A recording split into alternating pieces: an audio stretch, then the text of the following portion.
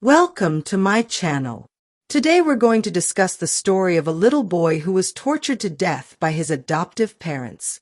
Little Landon Maliberti was born on April 26, 2017.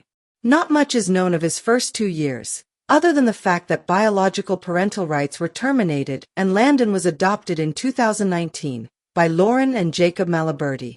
When the adoption was finalized, Landon became instantly welcomed and loved by the other children, his new siblings, who also lived in the Maliberti home. On the outside, the Malibertis were seen as a wonderful family. Lauren, the mother, was well-liked and popular in the community of Delmont, Pennsylvania, where they lived. Jacob Maliberti, his adoptive father, held a respectable job at a state corrections facility, and it seemed like their home life was stable and happy. What really went on behind those closed doors was soon to be discovered, and would rock the community and the world, as news spread of what happened in their tidy yellow-sided home, on a hill, in the 200 block of East Pittsburgh Street in Delmont.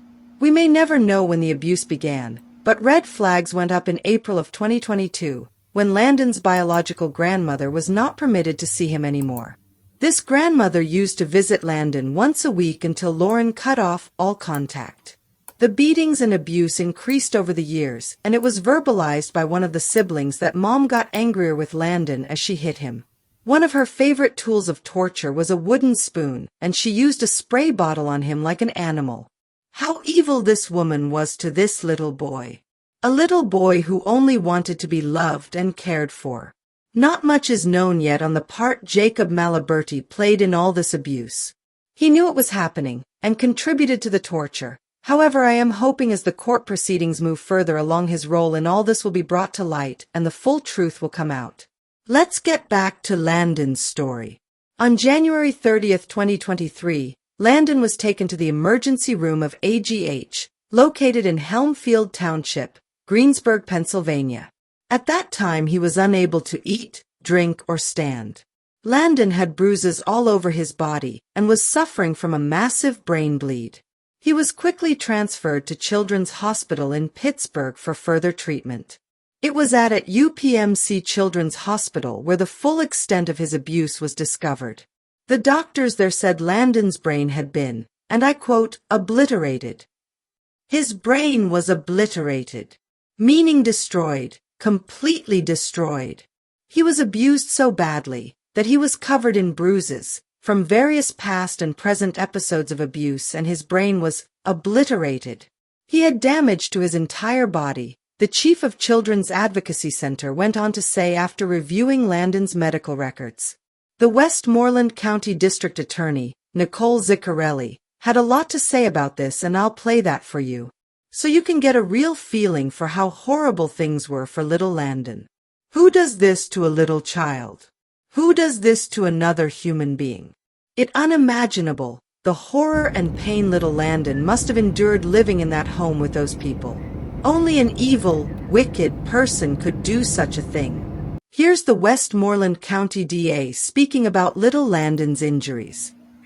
Landon, he had multiple episodes of physical abuse in combination with at least 2 types of emotional maltreatment. His injuries caused substantial pain at the time they were inflicted, with impairment of function including inability to stand, inability to eat or drink, and loss of consciousness. From our pathologist here in Westmoreland County, Dr. Hammers, quote, Landon had blunt force trauma to his head and neck, blunt force trauma to his torso, blunt force trauma to his extremities. Landon also had prolonged and intensive medical interventions prior to his death and multiple bruises in different stages of healing. Finally, the Allegheny County medical examiner ruled Landon's death a homicide. Tragically, Landon, in the course of his short 5-year life, suffered trauma and abuse. We are here today pursuing justice for him to give him the dignity and honor that he deserves, and we are going to continue to do that. This is one more step in the process as we pursue the prosecution. By listening to the Westmoreland County DA, you learn of how horrific little Landon was tortured and abused by these so-called parents who adopted him. They were supposed to love and protect him. Instead, they beat and terrorized and tortured this little boy until he was completely broken and just about dead, before they took him to the hospital for treatment. At the hospital, the parents gave a variety of reasons for Landon's injuries, ranging from COVID, falling down and throwing himself around during bad behaviors. All false statements they gave to the medical professionals when the doctors realized how serious the injuries to Landon were.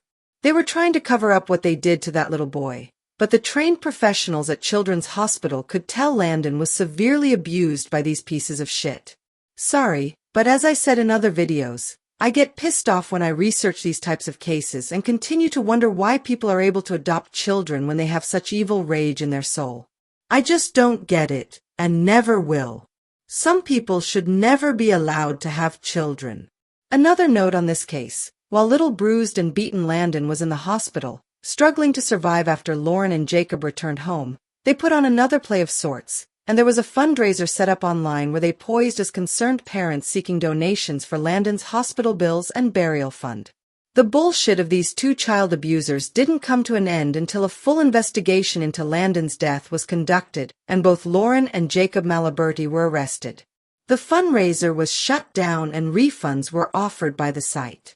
Through phone records and interviews with co-workers, it was learned that both parents had an intense disregard for Landon and expressed hate for the little boy.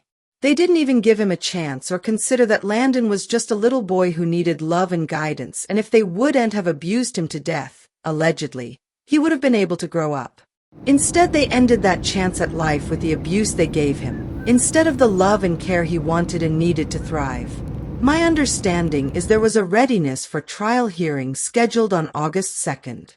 Cancel for Lauren, and according to the docket we're going to go over in a minute here, another conference is set for August 27th, in just a few weeks. I'm not a legal expert, but just looking over the docket sheets, I have a funny feeling Dad may plead out before a trial and tell the truth about how Lauren abused Landon all the time due to the fact that Jacob was away from the house at work while much of the abuse was in the hands of Landon's adoptive mother, Lauren Maliberti. Now let's go over this docket sheet for Lauren. The upcoming court date is listed here as August 27th. As I said earlier, there was a trial readiness conference scheduled for August 2nd. This docket sheet is Lauren's, and it lists the charges she is facing at this time. The thing is, when criminals end up taking a plea, charges can be changed to lesser, so the defendant is assigned a lighter sentence. With the conspiracy charge listed, this is what makes me think Jacob will end up taking plea and put most of the blame on Lauren. If he didn't take part in the actual physical abuse of Landon, he sure as hell knew what was going on in his house, and the text messages they shared shows they both were willing participants in various ways. I will be sure to provide updates when the trial does finally start and the end results of their convictions. Criminal homicide. Murder in the first degree. Aggravated assault of a victim less than 13. Little Landon was only 5. Endangering the welfare of children. And conspiracy. I'm anxious to see how this trial plays out. And if Jacob throws Lauren under the bus before the trial and takes a plea. Either way, these horrible parents will be facing justice for the demise of little Landon. All that little boy wanted was to be loved and cared for by his new adoptive parents. Instead, the last few years of his short life were filled with torture, abuse, and destruction of his whole being. Rest in peace, little Landon. Thank you for watching.